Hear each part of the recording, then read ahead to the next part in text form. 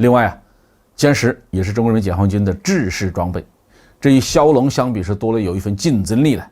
对广大第三世界国家来讲，国际市场中出现了一种不受西方控制的3代改进型战斗机，能够有效地对抗美国空军的主力型号。各位网友大家好，欢迎来到保明说。这期话题我们说一说歼十出口巴基斯坦，不仅仅是对抗阵风，中国制造业高端化的趋势势不可挡。3月11号，第一批歼十战斗机正式交付巴基斯坦空军，巴政府和军队的高层亲自到现场视察，给了高度的评价。这不仅仅是6架战斗机的问题，对巴基斯坦、对中国，甚至对广大的第三世界国家，都有着里程碑式的意义。这次歼十战斗机出口巴基斯坦是酝酿了很长时间的事情呢，至少在巴基斯坦军事论坛和军事相关的社交媒体上，已经对买多少歼十、部署在哪里、发挥什么作用进行了长期而热烈的讨论。所以当第一批歼十终于抵达巴基斯坦的时候，人们的感觉都是这件事来的有点晚。这份合同的价值非同小可，这是我们中国第一次向外国出口第3代改进型战斗机，加入了美国、俄罗斯、法国和欧洲组成的高端战斗机出口的精英俱乐部。近几年来中国先进装备的出口的业绩提高很快，包括 VT4 主战坦克、054P 护卫舰、S-26型先进的常规潜艇，还有红旗9号防空导弹。中国已经彻底跻身于世界高端军事装备供应商的阵营。国防工业是一个国家制造业的巅峰，能够制造出先进的装备，并且提供给国外的用户是非常重大的成就。第三世界国家，特别是巴基斯坦这种国防压力很大的国家，购买武器装备绝不仅仅是为了面子，更是为了国家的生死存亡。我们非常清楚巴基斯坦和印度之间的关系并不好，巴基斯坦能不能买到一种先进的战斗机来抗衡数量上占绝对优势的印度空军，对巴基斯坦的国防安全和国家安全来说是决定性的。2019年初，巴基斯坦和印度之间发生了一场空战。虽然这场空战以巴基斯坦的胜利而告终，但是印度快马加鞭，迅速地完成了从法国进口30多架阵风战斗机的合同。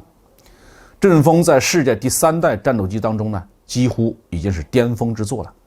了。印度方面拿到这批飞机以后也是得意非常认为它的空战机动能力、超视距打击能力和信息化作战的能力，远远超出了印度现役的所有的其他型号。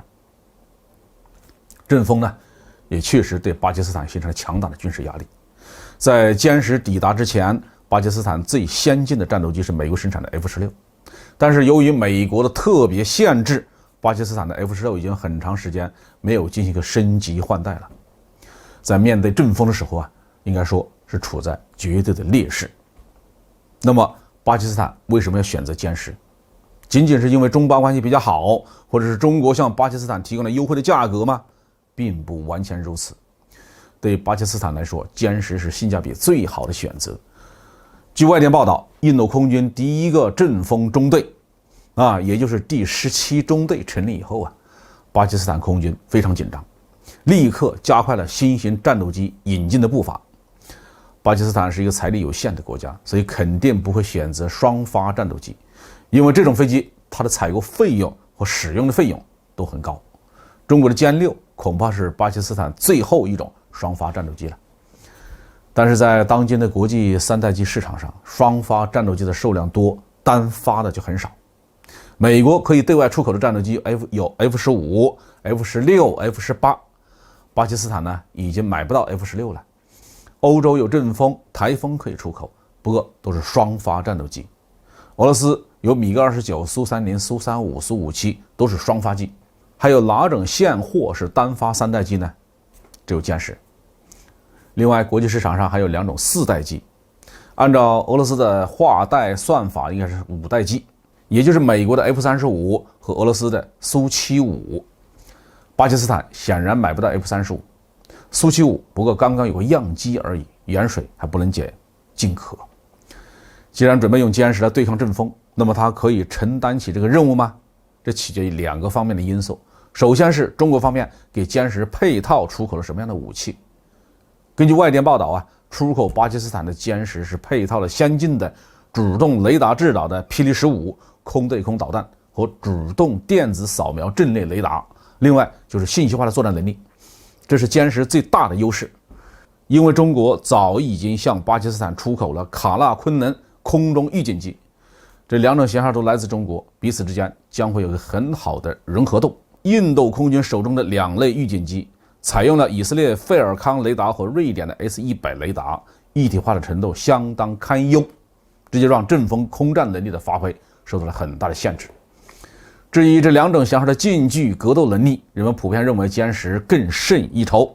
因此这一次歼十的出口是具有战略意义的。一方面改变了巴基斯坦的空中国防形势，另一方面确立了中国航空工业世界领先的地位。另外啊，歼十也是中国人民解放军的制式装备，这与枭龙相比是多了有一份竞争力的。对广大第三世界国家来讲，国际市场中出现了一种不受西方控制的3代改进型战斗机，能够有效的对抗美国空军的主力型号。所以啊，相信再过一段时间，前来中国求购歼十的国家一定会越来越多。